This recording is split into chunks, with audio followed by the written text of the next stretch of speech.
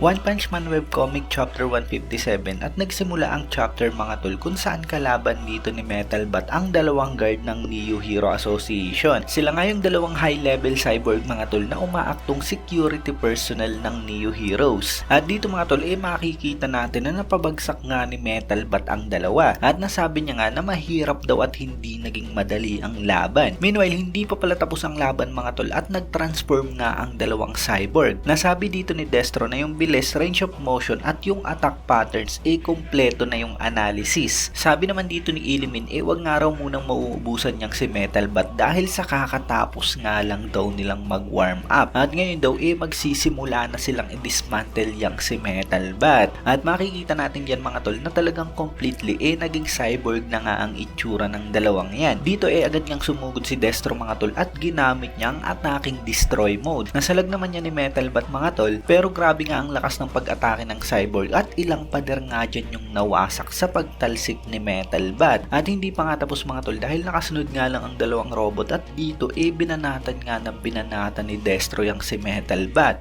At umatake nga rin si Illimin mga tol at ginamit niyang eliminate mode. Meron nga siya napakaraming mga galamay dyan na talagang sunod-sunod ngang inatake si Metal Bat. At makikita nga natin dito na nakuha niya na ang bat ng hero. At matapos nga yan umatake nga muli si Destro at talagang binanatan niya nga ng binanatan si Metal Bat mga tol. Hanggang sa nagsalita na nga lang si Illimin mga tol na tumigil na raw si Destro dahil patay na ang kalaban. Hindi pa nga rin tumigil si Destro mga tol kaya nasabi na nga lang ni Illimin na tumigil daw ito sa pag-damage niya sa tower. May self-repair nga raw ang building pero hassle pa nga raw yun. Hindi na nga raw nakikinig yan si Destro kaya parang scrap metal na lamang ito. Kaya ngayon hahantingin niya na lang daw si McCoy. Pero mula nga dyan mga tol buhay pa nga si Metal Bat at biglang sinalag niya nga ang suntok niyang si Destro. Kasunod nga niyan isang napakatinding counter sa mukha ng cyborg at talagang sabog nga ang ulo nito. Napatingin na nga lang yan si Illimin habang sinasabi ni Metal Bat na talagang marami na nga raw siyang pinagdaan ng laban pero hindi pa nga raw siya nagkakaroon ng chance na bugbugin ang kung sino habang naka-all out siya. Ngayon mas pinadali nga raw ng mga ito ang lahat kaya salamat raw. At kasunod nga niyan ayan na nga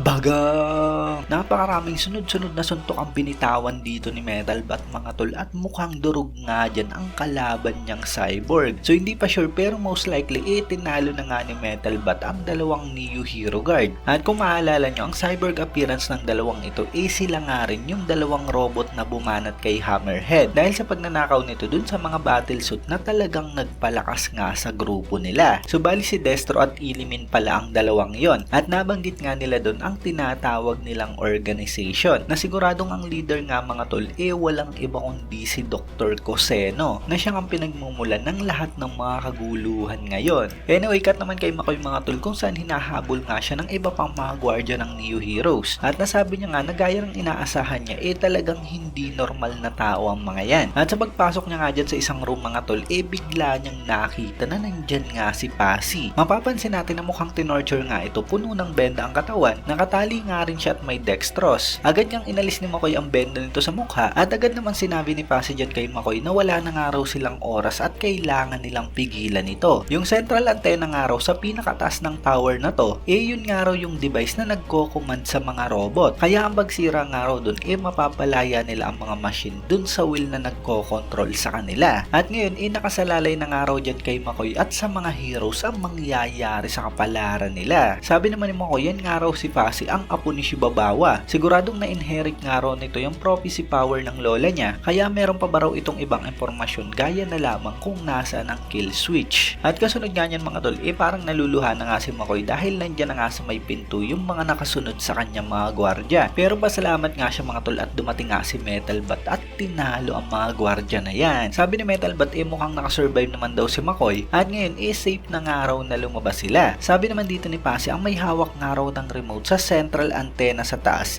ang peking Pasi, kung saan ginagaya nga raw siya nito. Wala raw laban ng humanity sa battle ng pure calculation, pero meron nga raw weakness ang kalaban nila yun yung pagpuwersa sa mga unpredictable element, kung saan talagang masisira nga nito yung mga logical equation ng kalaban. Sabi naman ni Makoy, mukhang ang ibig sabihin daw ni Pasi kailangan lang nilang magwala at lumaban. Tanong naman ni Metal Bat, ano ba raw ang ibig sabihin nun? Sagot naman ni Makoy, prophecy nga raw yun na nagsasabi na kahit gaano nga raw kahirap ang lahat, kailangan nga raw nilang gumawa ng paraan at wag na wag silang susuko. Sabi naman ni Metal Bat, seriously, hindi ba raw yun alam ni Makoy? Common sense lang naman daw yun. Cut naman dito sa fake na Pasi mga tol, kasama si A. Pinupuri nga dyan ng fake na Pasi ang si A at talagang napaka-valuable na asset nga raw nito para sa kanila. Sabi naman ni A, para sa kanya, walang pinagkaiba ang tao at ang monster. Pareho nga lang daw may mga mata at ilong ang mga ito at tinatawag lamang na monster ng mga tao ang mga ito para iba yung tingin sa kanila. Pareho nga lang daw ang tingin niya sa lahat at kahit nga raw ang AI na yan na si Pasi,